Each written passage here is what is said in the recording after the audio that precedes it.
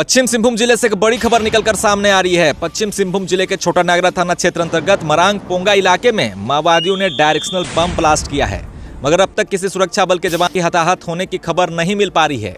आपको बता दें, सुरक्षा बलों द्वारा लगातार माओवादियों के खिलाफ अभियान उन इलाकों में चलाया जा रहा है। इसी क्रम में सुरक्षा बलों को लगातार कई सफलताएं भी मिल रही है, मगर एक बार फिर से माओवादियों ने सुरक्षा बलों को नुकसान पहुंचाने की एक कोशिश की है। माओवादियों द्वारा काफ़ी लंबे समय से ये डायरेक्शनल बम का इस्तेमाल किया जा रहा है। डायरेक्शनल बम आज हम जानेंगे किस तरीके से माओवादी बनाते हैं और इसे ऑपरेट कैसे किया जाता है। आपको बता दें, खुफिया विभाग द्वारा ये पता चला था कि 2009 से माओवादी डायरेक्शनल बम बना रहे हैं, लेकिन इसका इस्तेमाल पहली बार पुलिस बल पर लांजी जंगल में किया गया था। इससे पहले कुचाई में पुलिस ने अभियान के दौरान डायरेक्शनल बम बरामद किया था। आप तस्वीरों के माध्यम से देखिए, इस तरीके से माओवादी डायरेक्शनल बम बनाते हैं। नक्सलियों को बम बनाने के लिए बारूद और डेटोनेटर पत्थर खदार चराने वालों से मिल जाता था। आपको बता दें कि डायरेक्शनल बम को नक्सली जमीन के अंदर नहीं बल्कि पेड़ या झाड़ी में प्लांट करते हैं। इसे विस्फोट कराने के लिए वे कमांड तार और बैटरी के जरिए दूर से अपने पास रखते हैं। चलिए जानते हैं कैसे ये डायरेक्शनल बम माओवादी तैयार करते हैं। नक्सली पोकलेन मशीन का मजबूत सिलेंडर लेते हैं और सिलेंडर में बारूद और डेटोनेटर के साथ लोहे का छोटा छोटा टुकड़ा को भरा जाता है, जिससे बम बनकर तैयार हो जाता है।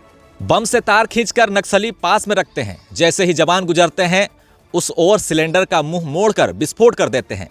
डायरेक्शन बम का लॉन्चर की तरह ही एक पाइपनुमा संरचना होती है, जिसमें एक तरफ का हिस्सा बंद रहता है। पाइप में हाई एक्सप्लोसिव भरा होता है। उसमें रोड की गोलीनुमा छोटे छोटे टुकड़े सैकड़ों की संख्या में उनको रखा जाता है। विस्फोटक के पास 1-2 तार के बराबर छेद होता है, जहां तार लगा होता है।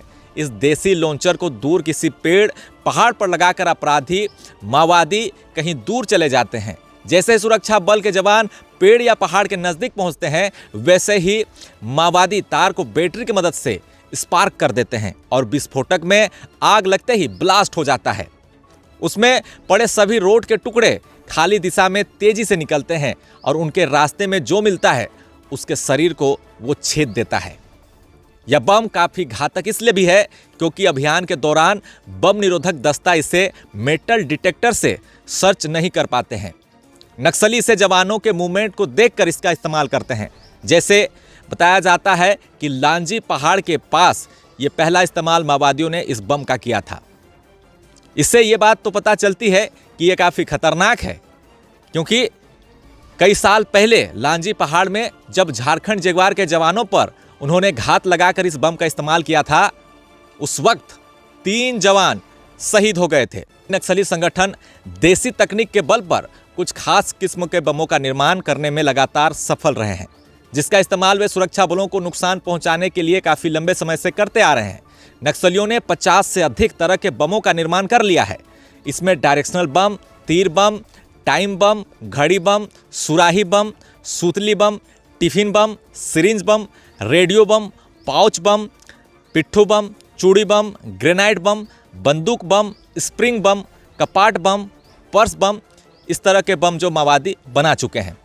जिस इलाकों में ये डायरेक्शनल बम से ब्लास्ट हुआ है, वो इलाका काफ़ी लंबे समय से नक्सल प्रभावित वाला इलाका है। आपको बता दें, जिस वक्त विधानसभा के चुनाव हो रहे थे, उस वक्त मरांग पोंगा जाने वाले रास्ते में माओवादियों ने पेड़ को गिरा दिया था। साथ ही उन्होंने एक बैनर भी टांग दिया था, जिसमें वोट बहिष्कार को लेकर कई बातें लिखी गई थी।